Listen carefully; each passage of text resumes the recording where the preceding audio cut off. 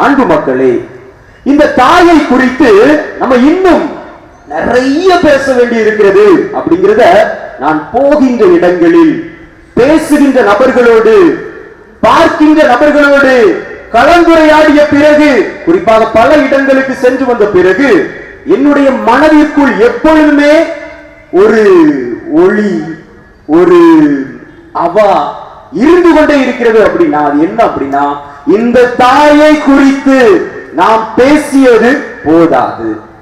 ஏன்னா இன்று மனிதர்கள் அப்படிங்கிற உருவத்தில் நிறைய நரிகள் சுற்றி கொண்டு இருக்கின்றன.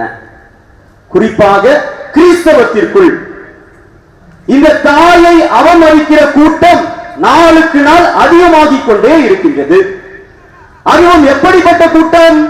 திருவிவிலியத்தை நாங்கள் படித்து விட்டோம், எங்களுக்கு ஆண்டவர் மட்டும் போதும், எங்களுக்கு புனிதர்கள் தேவையில்லை, அன்னை மரியா தேவையில்லை என்று ஒரு கூட்டம் அழைந்து கொண்டே இருக்கிறது.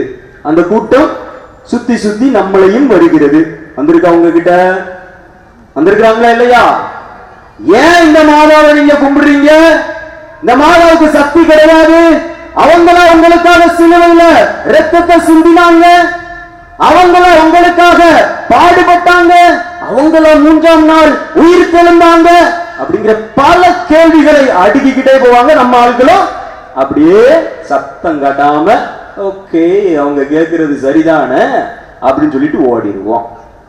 அன்பு மக்களே, இந்த தாயை குறித்து பேச வேண்டும் அப்படின்னு சொன்னாலே மனதுக்குள் இருந்து ஒரு இன்பம். அன்பு மக்களே, இன்று நீங்கள் மரியாதை புகழ்கிறீர்கள், நீங்கள் மரியாதை கொண்டாடுகிறீர்கள், நீங்கள் மரியாவுக்கு வணக்கம் செலுத்துகிறீர்கள், அப்படியெல்லாம் பல கேள்விகளை கேட்கிற நபர்களுக்கு முதலில் நான் சொல்வது, இதை நாங்களாக செய்யவில்லை, விவிலியத்தின் அடிப்படையில் செய்கின்ற மூவொரு இறைவன் சொன்னதன்படி நாங்கள் செய்கிறோம். ஏதோ பங்கு சாமியார் சொன்னாரு, போப்பாண்டவர் சொன்னாரு, கத்தோலிக்க திருச்சபைதான் மரியாதை தூக்கி பிடிச்சுக்கிட்டு இருக்கு. இல்ல, விவிலியம் அதற்கு மேலாக மூவொரு இறைவன். மூவொரு இறைவன்ல முதல் ஆள் யாரு? தந்தை கடவுள். இந்த தந்தை கடவுள் முதல் முறையாக புதிய ஏற்பாட்டிலே ஒரு வானதூதரை ஒரு பெண்மணியிடம் அனுப்புகிறார். யார் அந்த பெண்மணி? மரியா. உடனே உடனே சொல்லணும், டக்கு டக்கு டக்குன்னு பதில் வந்துட்டே இருக்கணும். அந்த வானதூதர் பெயர் என்னது? கபிரியேல் தூதர்.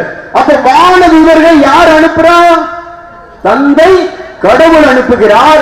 வானதூதர்கள் தங்களுடைய செய்திகளை சொல்வார்களா அல்லது கடவுளுடைய செய்திகளை சொல்வார்களா? கடவுளுடைய செய்தியை சொல்வார்கள். அதனால அவர்களுக்கு பெயரே தூதர்கள். The messenger of God.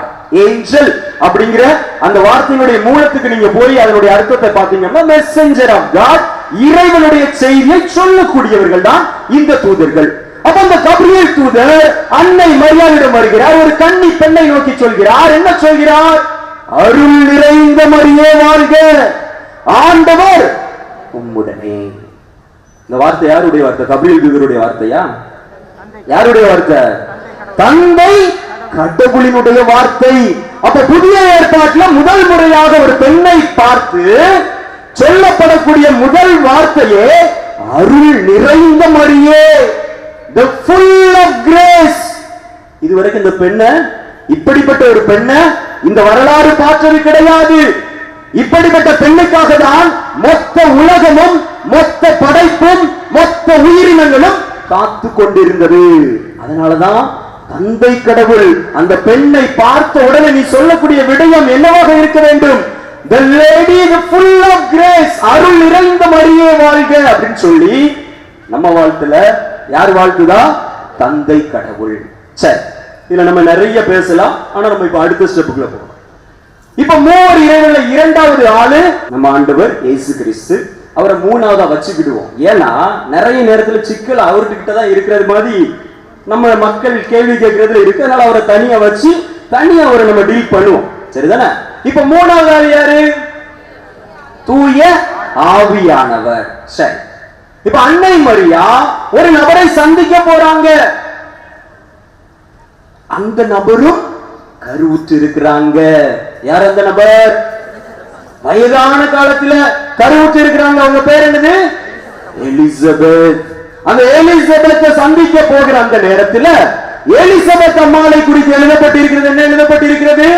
அவர்கள் தூய ஆவியானவரால் நிரப்பப்பட்டு, அவங்களா பேசல, தூய ஆவியானவரால் நிரப்பப்பட்டு என்னுடைய ஆண்டவரினுடைய தாய் என்னிடம் வர நான் யார் அப்படிங்கிற கேள்வி கேட்கிறான். அவங்க பேசினாங்களா? பைபிள் என்ன சொல்லுது? அவங்க பேசினாங்கன்னு சொல்லுதா? யார் பேசினா? தூய ஆவியானவர். என்ன சொல்றாங்க? ஆண்டவரினுடைய தாய் என்னிடம் வர நான் யார். புரிஞ்சுச்சா? ஓகே. இப்போ இன்னும் நிறைய இடங்கள் நம்ம இருக்குது, நம்ம வச்சுக்குவோம், நம்ம நேரம் காணாது. இப்ப நம்ம ரெண்டாவது ஆள் நபர் கொஞ்சம் டீல் பண்ணுவோம்னு சொன்னேன்ல.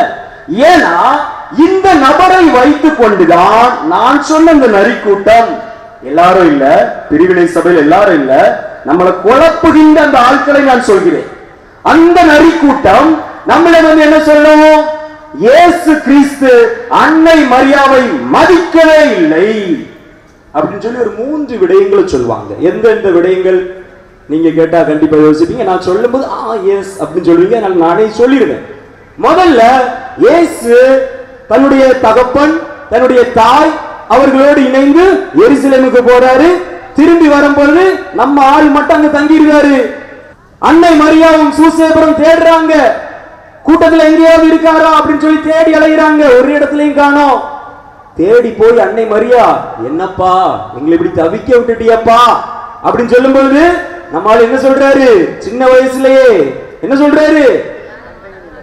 நான் என் தந்தையின் வேளையில் இருப்பேன் என்று உங்களுக்கு தெரியாதா அப்படின்னு சொல்லி ஒரு கேள்வியை கேட்கிறார். இத வாசித்தவன நம்ம ஆட்கள் என்ன சொல்லிடுறாங்க? அன்னை மரியாவை இயேசு பிறந்ததுல இருந்தே மதிக்கலப்பா, நீங்க ஏன் மதிக்கிறீங்க? அவர் விடயத்துல தெளிவாக இருந்தார். இந்த கத்தோலிக்க திருச்சபை, இந்த கத்தோலிக்க மக்களும் ஏன் அன்னை மரியாதை இப்படி தூக்கி பிடிச்சு கொண்டாடிக்கிட்டு இருக்கிறீங்க அப்படின்னு சொல்லி இந்த ஒரு விடயத்தை கேட்பாங்க. யார்கிட்டயாவது இதை கேட்டிருக்கிறாங்களா? பேசுவீங்களா? நீங்க அவங்களை பார்த்தோன்னே ஓடி போயிருவீங்களோ? நீங்க உட்கார்ந்து இருக்கிறத பார்த்தா அப்படித்தான் தெரியுது. பேசணும். நம்ம பேச பேசதான் நம்முடைய அறிவு வளரும். நம்ம பேச பேசதான் நம்முடைய விசுவாசம் ஆழமாகும். நம்ம விசுவாசத்தை ஒரு பயலும் அதுக்கப்புறம் அசைச்சு கூட பார்க்க முடியாது. சரி, இது முதல் விடயம். இரண்டாவது, ஒரு முறை இயேசு ஒரு அறைக்குள் இருந்து பேசிக்கிட்டு இருப்பாரு. அப்ப அங்க ஒரு சில நபர்கள் வந்து சொல்லுவாங்க, இயேசுவே உங்களுடைய தாயும் உங்களுடைய சகோதரர்களும் உங்களை தேடி வந்திருக்கிறாங்க அப்படின்னு சொல்லிட்டு. அப்ப ஆண்டவர் என்ன சொல்லுவாரு? யார் என்னுடைய தாய், யார் என்னுடைய சகோதர சகோதரிகள்? இங்க இருக்கிற நீங்க தான் என்னுடைய தாய், என்னுடைய சகோதர சகோதரிகள். காரணம், நீங்கள் தான் இறைவனுடைய திருவுளத்தை நிறைவேற்றுகிறீர்கள் அப்படின்னு சொல்லி சொல்வார். என்னுடைய அர்த்தம் வேற இருக்கு. ஆனா நம்முடைய நரிக்கூட்டம், நான் சொன்ன அந்த நரிக்கூட்டம் என்ன செய்யும் பாத்தீங்களா? இயேசுவே அவருடைய தாயை யார் என் தாயின்னு கேட்டாரு, நம்மளை பார்த்தா சகோதர சகோதரிகள் சொல்லிட்டாரு அப்படின்னு சொல்லி கொண்டு வருவாங்க. இதுக்கு விளக்கம் நிறைய இருக்கு, நம்ம அதுக்குள்ள போகல. நான் எந்தெந்த இடங்களை சொல்லி நம்முடைய மூளையை செலவை செய்வார்கள் அப்படிங்கிறதுக்காக நான் சொல்லிக் கொண்டிருக்கிறேன். இப்போ ரொம்ப முக்கியமான ஒரு விடயம், மூன்றாவது விடயம், கானா ஒரு திருமணம். அங்கு ரசம் தீர்ந்து போகிறது. அன்னை மரியா போய் இயேசுட்ட, மகனே they have no wine, அங்க வைன் இல்ல அப்படின்னு சொல்லும் பொழுது அதுக்கு என்ன சொல்வார் ஆண்டவர்? என்ன சொல்வாரு? அம்மா இதை குறித்து நான் என்ன செய்ய முடியும் அப்படி சொல்வாரா? என்ன சொல்வாரு? ஒரு முக்கியமான ஒரு வார்த்தை இருக்கு, நேரத்தை விட்டுருவோம். அம்மாவை அம்மாவை எப்படி சொல்வாரு? பெண்ணே பெண்ணே நேரம் வரவில்லை. பைபிள் அப்படிதான் எழுதியிருக்கு. நீங்க உட்கார்ந்து இருக்கிறத பார்த்தா எனக்கு சந்தேகமா இருக்கு. அப்படிதான் எழுதி இருக்கிறது, சரிதானே? பெண்ணே என்னுடைய நேரம் வரவில்லை, என்னால எதுவும் செய்ய முடியாதுன்னு சொல்றாரு. அதன் பிறகு செய்கிறாரு. இன்னைக்கு நம்ம அதை குறித்து பேசுவோம். அப்போ இந்த இடத்தையும் நம்முடைய ஆட்கள் என்ன சொல்லுவாங்க? பெண்ணேன்னு சொன்ன இந்த தாயை பார்த்து நீங்க எல்லாரும் ஓடி வந்திருக்கிறீங்களா மக்களே அப்படின்னு சொல்லி நம்மளை பார்த்து கேள்வி கேட்பாங்க. இது ஒரு இடம். இன்னொரு இடம் ரொம்ப முக்கியமான இடம். ஆண்டவர் இயேசு சிலுவையில அடிச்சு தொங்க விட்டாங்க. கையை விரிச்சிட்டு உயிர் ஊசலாடிக்கிட்டு இருக்குது. நமக்காக அவரு இறக்க போறாரு. இறக்குன நேரத்திலையும் அன்பு சீடர் யாரு? யோவான். இந்த பக்கம் அன்னை மரியா பார்த்து சொல்றாரு. அவரை பார்த்து முதல்ல இதோ உன் தாயின்னு சொல்லிட்டாரு. அப்புறம் அன்னை மரியாவை பார்த்து என்ன சொல்வாரு? அம்மா இதோ உன் மகன் அப்படி சொல்வாரா? என்ன சொல்வாரு திரும்பியும்? பெண்ணே இதோ உன் மகன்.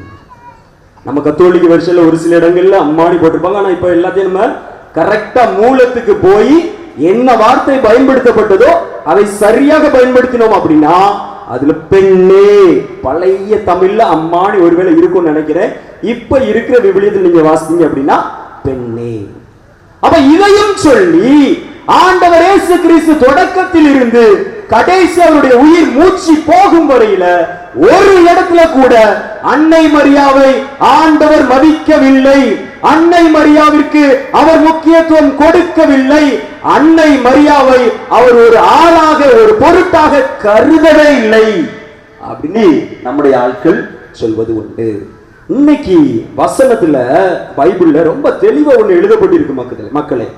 அது இன்னைக்கு உங்களை குறித்து தான் எழுதப்பட்டிருக்குது அப்படின்னு நினைக்கிறேன். என்னன்னா இன்னைக்கு நம்ம வாசித்த நற்செய்தியில தந்தையே விண்ணுக்கும் மண்ணுக்கும் ஆண்டவரை உம்மை போற்றுகிறேன், ஏனெனில் ஞானிகளுக்கும் அறிஞர்களுக்கும் இவற்றை மறைத்து குழந்தைகளுக்கு வெளிப்படுத்தினீர். நீங்க குழந்தை உள்ளத்தோடு இருக்கிறீங்களா? நம்மளும் பெரிய பைபிள் ஸ்காலர் கிடையாது. நம்ம கத்தோலிக்க திருச்சபையில எந்த மக்களும் மத்தேயு நற்செய்தி 16ஆம் பிரிவு 8வது வசனம் என்ன சொல்லுது அப்படின்னு சொல்லி கேட்டா சொல்லுவீங்களா? சொல்ல மாட்டோம். ஆனா நிறைய விவிலிய அறிஞர்கள் பல சபைகளை இருந்துகிட்டு பைபிள் வசனத்தோட தான் பேசுவாங்க. ஏதாவது ஒண்ணு நடந்துட்டா பைபிள் வசனத்தை உடனே கோட் பண்ணி உங்களை அட்டாக் பண்ணுவாங்க. அவங்களும் ஞானிகள், அறிஞர்கள். ஆனா நம்ம மக்கள் அப்படி கிடையாது. நம்ம மக்கள் எல்லாம் குழந்தை மனதோடு உள்ளவர்கள். ஆண்டவர் நம்மளை பார்த்து சொல்றாரு, என்ன சொல்றாரு? ஞானிகளுக்கும் அறிஞர்களுக்கும் இவற்றை மறைத்து குழந்தைகளுக்கு வெளிப்படுத்தினீர் தந்தையா, அதற்காக உமக்கு நன்றி. நீங்க எல்லாரும் குழந்தைகளா இருக்கிறீங்களா? கரங்களை உயர்த்தி மரியே வாழ்க சொல்லுவா. மரியே வாழ்க. நான் குழந்தையா இருக்கிறேன். நான் குழந்தையா இருந்த ஆண்டவரை கற்றுக்கொள்ள போகிறேன். நான் குழந்தையா இருந்த ஆண்டவர் செய்கின்ற திருவுளத்தை நான் தெரிந்து கொள்ள போகிறேன் அப்படின்னு சொல்றவங்க இன்னொருக்கா மரியே வாழ்க. இந்த வரிசையில் இருக்கிற மக்களை பார்க்கும்போது எனக்கு என்ன உற்சாகமாகிறது. அந்த அளவுக்கு அவர்கள் உற்சாகமாக இருக்கிறாங்க. இந்த சைடு பார்ப்போம். மரியே வாழ்க. வெற்றி. அன்பு மக்களே, நம்ம குழந்தை மனதோடு இங்கு வந்திருக்கிறோம். ஆண்டவர் அறிஞர்களை விரும்பவில்லை. ஆண்டவர் ஞானிகளை விரும்பவில்லை. ஆண்டவர் எனக்கு எல்லாம் தெரியும், பைபிளை கரைச்சு குடிச்சுட்டு அப்படின்னு நினைக்கிற ஆட்கள், பேசுற ஆட்கள் ஆண்டவர் முற்றிலுமாக அருவருக்கிறார். ஆனா குழந்தை உள்ளத்தோட வந்திருக்கிற உங்கள் ஒவ்வொருவரையும் அவர் அன்பு செய்கிறார். அன்பு மக்கள், இப்ப நம்ம விடயத்திற்குள்ள வரணும். இந்த பெண்ணே அப்படிங்கிறத கரெக்டா 2 முறை நல்லா கவனிக்கணும். எத்தனை முறை? 2 முறை யோவான் நற்செய்தியாளர் கையாளுகிறார்.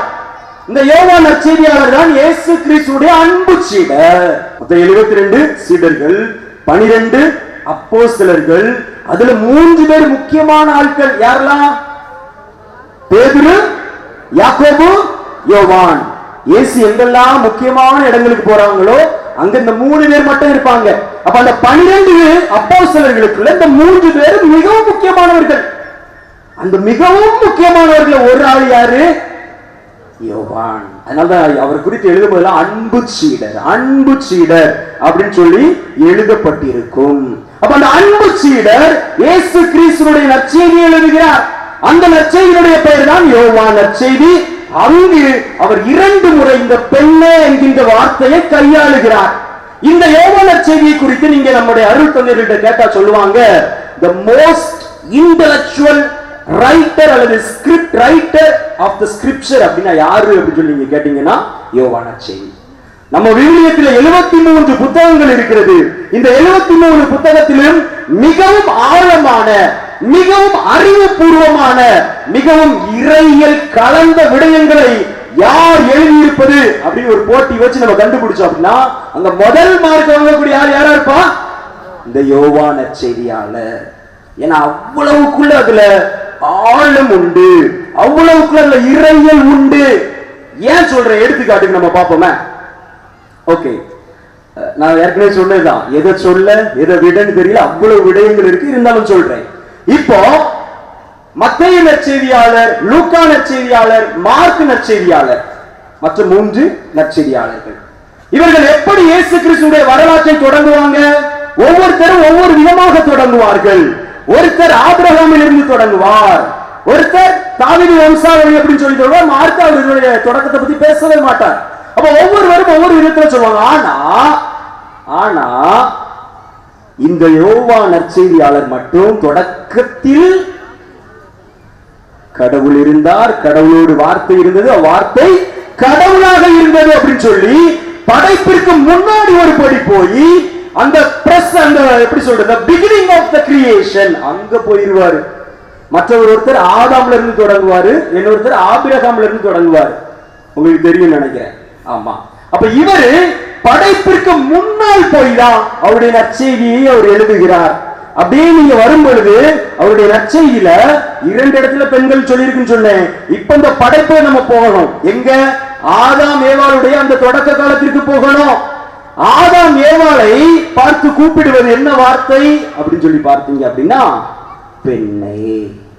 என்ன வார்த்தை? அவருடைய மனைவி, அவருக்கு பெயர் ஏவாள் இருக்குது. ஆனால் 2 முறை சரியாக அவர் சொல்லக்கூடிய விடயம் பெண்ணே என்று அழைப்பார். இது குறித்து நிறைய விளக்கங்கள் இருக்குது. ஒன்னு சோகமா இருக்கும் பொழுது, ஒன்னு பழுகி இருக்கும் பொழுது, அப்படிலாம் நிறைய விளக்கங்கள் இருக்குது. நான் நிறைய இடங்கள்ல பேசியிருக்கேன். இப்ப நம்ம அங்க போகல, ஏன்னா இன்னைக்கு நம்ம டாபிக் வேற. அப்ப எப்படி ஆதாம் தன்னுடைய மனைவியை தாயின் அந்த கிரியேஷனுடைய படைப்பினுடைய தொடக்கத்தில் கொடுக்கப்பட்ட அந்த பெண்ணை பார்த்து ஏவாள் என்று சொல்லாமல் பெண்ணே என்று சொல்கிறாரோ, அதே போல அங்கு முதல் ஆதாம், இங்கு 2ஆம் ஆதாம். யார் 2ஆம் ஆதாம்? இயேசு கிறிஸ்து. அங்கு முதல் ஏவாள், இங்கு 2ஆம் ஏவாள். யாரு? அன்னை மரியா. அப்ப எப்படி இந்த படைப்பினுடைய தொடக்கத்தில் ஒரு ஆதாமும் ஒரு ஏவாளும் இருந்து பாவம் என்பது உள்ளே வந்ததோ, அதே போல கல்வாரி மலையில அந்த சிலுவையின் அடியில 2ஆம் ஆதாமும் 2ஆம் ஏவாளும் பாவத்தை நம்மிடமிருந்து அகற்றுகிறார்கள். அங்கும் ஒரு மரம் இருக்கிறது. என்ன மரம்? வாழ்வழிக்கின்ற மரம் அப்படின்னு சொல்லி ஆண்டவர் சொல்லியிருப்பார்ல, இந்த மரத்துல இருந்து மட்டும் சாப்பிடக்கூடாது. அதே போல கல்வாரியில இன்னொரு மரம் இருக்குது. என்ன மரம்? சிலுவை மரம். நம்ம எல்லாருக்கும் வாழ்வை கொடுத்த மரம். அப்ப இதெல்லாம் நிறைய விடயங்கள் இருக்கு மக்களே. நம்ம இதெல்லாம் அப்படியே சொல்லிட்டு, அப்ப நான் என்ன சொல்ல வரேன் அப்படின்னா, இந்த பெண்ணே அப்படிங்கிற வார்த்தை என்பது முதல்ல சாதாரண வார்த்தை கிடையாது. சிம்பிளா சொல்லணும் அப்படின்னா, வேளாங்கண்ணி தாய், திருக்கல்யாண தாய், பூண்டி மாதா தாய் அப்படி நம்ம தமிழ்ல சொல்லிருக்கோம் இல்லையா? அப்படிதானே? இப்ப வேளாங்கண்ணிக்கு ஆங்கிலத்துல சொல்லணும் அப்படின்னா என்ன சொல்லுவோம்? அவர் லேடி ஆஃப் வேளாங்கண்ணி. பனிமய தாய் நம்முடைய தூத்துக்குடியில இருக்கு, கள்ளிக்குளத்துல இருக்கு. அது என்ன சொல்லுவோம்? அவர் lady of Snows. Poondi Mata our lady of Poondi. அப்ப எல்லா இடத்திலையும் அந்த லேடி அப்படிங்கிற வார்த்தை பயன்படுத்தப்பட்டிருக்கிறது. பெண்ணே அப்படிங்கிற வார்த்தைக்கோ இந்த லேடி அப்படிங்கிறதுக்கு தான் உண்மை அந்த தொடர்பு இருக்கிறது. ஆனா நம்ம நினைக்கிற மாதிரி பெண்ணே அப்படின்னு சொன்ன ஏதோ வேலைக்காரியை பார்த்து கூப்பிடுறது போல ஏதோ மதிக்காத ஒரு டேர்ம் கிடையாது. அவர் லேடி, லேடி அப்படின்னு சொன்னாலே அது ஒரு மிகப்பெரிய வார்த்தை. உங்களுக்கு தெரியும், ஆங்கிலத்துல படங்கள்லாம் பார்த்திருப்பீங்க, நிறைய மீட்டிங்லாம் அட்டெண்ட் பண்ணிருப்பீங்க. இப்ப வேலை செய்யற மக்களே, உங்களை மீட்டிங்ல சொல்லும்போது எப்படி சொல்லுவாங்க? லேடிஸ் அண்ட் ஜென்டில்மேன் சொல்லுவாங்களா? லேடிஸ் அண்ட் ஜென்டில்மேன் அப்ப உங்களை மதிக்கலன்னு அர்த்தமா? இல்ல. அன்பு மக்களே, இந்த நரி கூட்டம் அப்படின்னு நான் ஏன் சொன்னேன் அப்படின்னா, இப்படிதான் வார்த்தைகளை தவறாக தவறாக புரிந்து கொண்டு நம்மளை வஞ்சித்துக் கொண்டிருக்கிறார்கள். அப்பாவி மக்களை, விவிலியத்தை குறிப்பாக வாசிக்காத நம்முடைய கத்தோலிக்க மக்களை இந்த நரி கூட்டம் வஞ்சித்துக் கொண்டிருக்கிறது. அப்ப பெண்ணே அப்படிங்கிற வார்த்தை மரியாதை குறைந்த வார்த்தை கிடையாது, மரியாதை மிகுந்த வார்த்தை. மரியே வாழ்க, மரியே வாழ்க. இன்னைக்கு நம்ம தமிழ்நாட்டில இந்த பிரச்சனை. ஏன்னா நம்ம மொழியில பெண்ணே அப்படின்னா ஒரு சாதாரண வார்த்தை. ஆனா உண்மையில இந்த வார்த்தை கொடுக்கப்பட்டிருக்கிறது மிக உயர்ந்த டேர்ம். இதை நம்ம இன்னும் கூடுதலா பார்க்கணும், இன்னும் கூடுதலா பார்க்கணும். குறிப்பாக 1 அரசர்கள் 2வது பிரிவு 19வது இறை வார்த்தை நான் வாசிக்கிறேன்.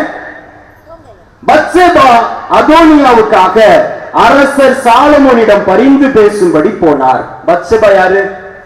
சொல்லிட்டா பரிசு கொடுத்துருவோம். கண்டிப்பா உங்க பங்குசாமி உங்களுக்கு பரிசு கொடுப்பார். பத்சேபா யாரு? தாவீதினுடைய மனைவி. எப்படிப்பட்ட மனைவி உங்களுக்கு தெரியும் இல்லையா? குளிச்சிட்டு இருக்கும் போது எட்டி பார்த்துருவாருல்ல, அதே ஆளுதான். அப்ப இந்த மனைவிக்கு யாரு பிறக்கிறா? சாலமோன் பிறக்கிறார். அப்ப தாவீதுடைய வாரிசு சாலமோன். சாலமோன் தாவீதுக்கு பிறகு மிகப்பெரிய மன்னன், ஞானம் நிறைந்த மன்னர். அவருடைய தாயாரு பத்சபா. அந்த பத்சபா அதோனியா அப்படின்னு இன்னொரு நபருக்காக யார்கிட்ட பரிந்து பேச போறாங்க? சாலமோனிடம் பரிந்து பேச போறாங்க. நல்லா கவனிக்கணும். அப்போ இந்த தாய் தன்னுடைய மகனிடம் பரிந்து பேச போகிறார். அப்போது என்ன நடந்தது அப்படிங்கிறது முக்கியம். மக்களே, மரிய வாழ்க, மரிய வாழ்க. பின்னாடி இருக்கிற ஆட்கள் மரிய வாழ்க. எனக்கு ரொம்ப முக்கியம். நான் சொன்ன வாழ்க்கைக்கான பாடம் சொல்லி இதுதான் அந்த பாடம். தாய் என்பவள் தன்னுடைய மகன் அரசனிடம் பரிந்து பேச போகிறார். நல்லா கவனிங்க.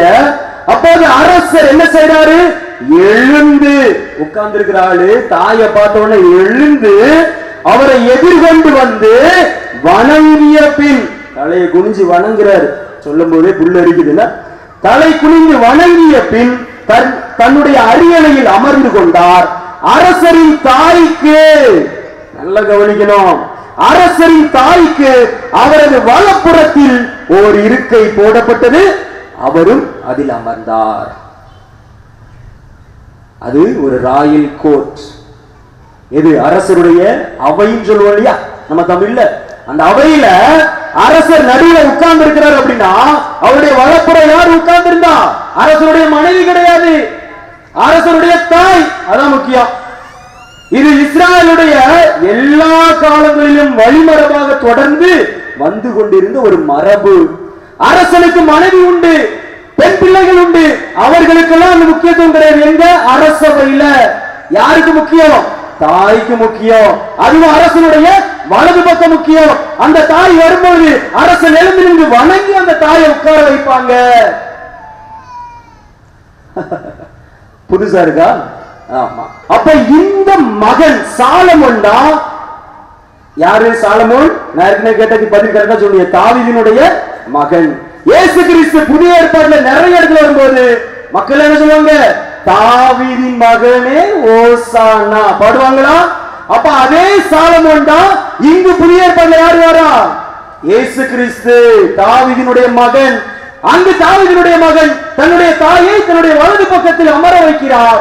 அவர் வரும்பொழுது எழுந்து நின்று வணங்கி மரியாதை செலுத்துகிறார். சரியா? என்ன இருக்கு? 1 அரசர்கள் 2:20 போறோம். அப்போது அவர், நான் உன்னிடம் கேட்க விரும்பும், யாரு? இந்த தாய் பெத்சபா மகன் சாலமோனை பார்த்து கேட்கிறார். நான் உன்னிடம் கேட்க விரும்பும் சிறு வேண்டுகோள் ஒன்று உண்டு, அதை நீ மறுக்க கூடாது என்றார். அதற்கு அரசர், கேளுங்கள் அம்மா, நான் மறுக்க மாட்டேன் அப்படின்னு சொல்றார். அம்மா நீங்க கேளுங்க, யாருக்காகவும் எதை வேண்டுமானாலும் கேளுங்க, நான் மறுக்க மாட்டேன், நான் மறுக்க மாட்டேன். இப்ப நல்லா யோசித்து பாருங்க. இந்த வெட்டிங் கானா ஒரு திருமணம். ஆண்டவர் இயேசு கிறிஸ்துவுடைய நேரம் வரவே இல்லை. அவர்தான் தாவீதினுடைய வாரிசு, தாவீதினுடைய மகன். இந்த புதிய ஏற்பாட்டில் தாவீதினுடைய மகன் தான் இயேசு. அவருடைய நேரம் வரவே இல்லை. ஆனா இந்த தாய் அன்னை மரியா அவர்கிட்ட போய் கேட்டதுனால என்ன சொல்றாங்க? என்ன சொல்றாங்க? அத செஞ்சு முடிக்கிறாங்க. மரியே வாழ்க, மரியே வாழ்க. அன்பு மக்களே, இந்த குயின் மதர், ஒருவேளை ஒரு சில படங்கள் பார்த்தா ராஜமாதா அப்படின்னு சொல்லுவாங்க. ஏதாவது படம் ஞாபகம் வரும்னு நினைக்கிறேன், பார்த்திருப்பீங்க. ஆமா, அங்கும் நீங்க பாத்தீங்கன்னா அரசருடைய மனைவிக்கு விட அரசருடைய தாய்க்கு தான் முக்கியத்துவம். அதனாலதான் ராஜமாதா. இந்த வார்த்தைக்கு குறிப்பாக இந்த 1 அரசர்கள் சாலமோனுடைய விடயங்களை நம்ம வாசித்தோம் இல்லையா? இங்கு பெத்சபாவுடைய பெயர் குறிப்பாக ஹீப்ரு அந்த மொழியில் எழுதப்பட்டிருக்கிற வார்த்தை ஜெப்ரா. ஜெப்ரா அப்படின்னா the powerful lady. ஆங்கிலத்தில் சொல்லணும்னா the powerful lady, literal meaning. அந்த ஜெப்ரா அப்படிங்கிற வார்த்தைக்கு அப்படியே நம்ம பொருள் எடுத்தோம் அப்படின்னா என்னது? the powerful lady. நம்ம தமிழ்ல சொல்லணும்னா வல்லமையான பெண். அப்ப விவிலியத்திலேயே வல்லமையான பெண் யாரு? அன்னை மரியா. மரியே வாழ்க. உற்சாகம் சொல்ல மரியே வாழ்க. இன்னைக்கு மாதம் அந்த விடயத்தை நமக்கு சொல்லி கொடுத்திருக்கிறாங்க. மரியே வாழ்க. எஸ் அன்பு மக்களே, அதனாலதான் ஆண்டவர் இயேசு கிறிஸ்து கானா ஒரு திருமணத்தில் தன்னுடைய தாய் தன்னிடம் பரிந்துரைத்ததை தடுக்க முடியாமல், தவிர்க்க முடியாமல் உடனடியாக அதை செய்து கொடுக்கிறார். அவருடைய நேரம் வராமலே அவர் அங்கே அதை செய்து கொடுக்கிறார். காரணம், the mother, the queen mother is the powerful lady. அவங்களை போல வல்லமையான தாய் யாருமே கிடையாது. இப்ப நீங்க அந்த முதல்ல நான் சொன்னேன், மூவர் இறைவன் இந்த தாயை மகிமைப்படுத்தினார். அப்ப தந்தை கடவுள் கபிரியேல் வானதூதர் மூலமாக மகிமைப்படுத்துகிறார். தூய ஆவியானவர் எலிசபெத் அம்மாவின் மூலமாக மகிமைப்படுத்துகிறார். ஆண்டவர் இயேசு கிறிஸ்து அவரே மகிமைப்படுத்துகிறார். மரியே வாழ்க. இது நல்லா நம்ம தெரிஞ்சுக்கணும். சிலுவையிலையும் மகிமைப்படுத்துகிறார் பெண்ணேன்னு சொல்லி, அதற்கு பிறகு காணா ஒரு திருமணத்திலையும் அதற்கு முன்னாடியே மகிமைப்படுத்துகிறார். அன்பு மக்களே, நீங்க நல்லா இன்னைக்கு புரிஞ்சிருக்கும் நம்புறேன். இப்போ ஒரு சில துளிகள் கண்களை மூடுவோம். நம்ம வந்திருக்கிறது த பவர்ஃபுல் லேடிட்ட. வரலாற்றுல அவங்க the full of grace மட்டும் கிடையாது, the powerful lady. அவங்க நினைச்சாங்க அப்படின்னா கண்டிப்பா நமக்கு நீங்க கேட்கிற எல்லா விடயங்களையும் அவங்க தன்னுடைய மகனிடம் பேசி நமக்கு பெற்று தருவாங்க. ஆண்டவர் உங்களையும் உங்கள் குடும்பத்தையும் இந்த தாய் திருக்கல்யாண தாயின் வழியாக தொடர்ந்து ஆசீர்வதிப்பாராக. ஆமென்.